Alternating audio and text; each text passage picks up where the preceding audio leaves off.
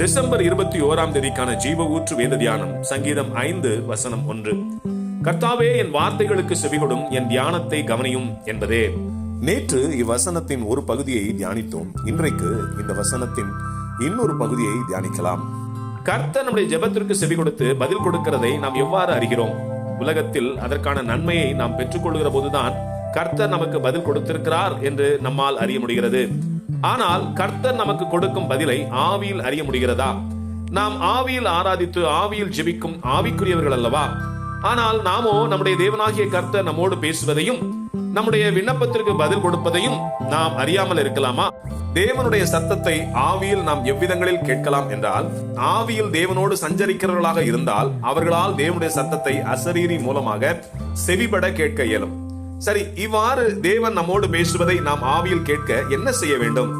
ஜெபத்தில் விண்ணப்பங்களை வைப்பதோடு ஜெபத்தை முடித்துவிட்டால் நம்முடைய ஜெபம் முழுமையடையாது.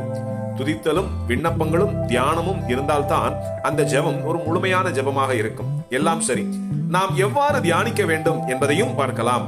தேவ சமூகத்தில் மனதை ஒருநிலைப்படுத்தியவர்களாக கண்முன் கிறிஸ்துவின் சிலுவையோ அல்லது வேத வசனங்களையோ முன்னிறுத்தி தியானத்தில் அதிக நேரம் செலவிட வேண்டும்.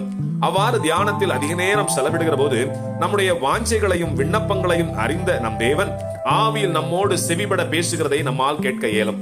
ஆம், ஒரு முழுமையான ஜெபம் என்பது நாம் விண்ணப்பித்து முடிக்கிறதல்ல, ஆவியில் அவர் பேசுவதை கேட்பதும் தான் ஒரு முழுமையான ஜெபமாக இருக்க முடியும். ஆமேன். அல்லேலூயா.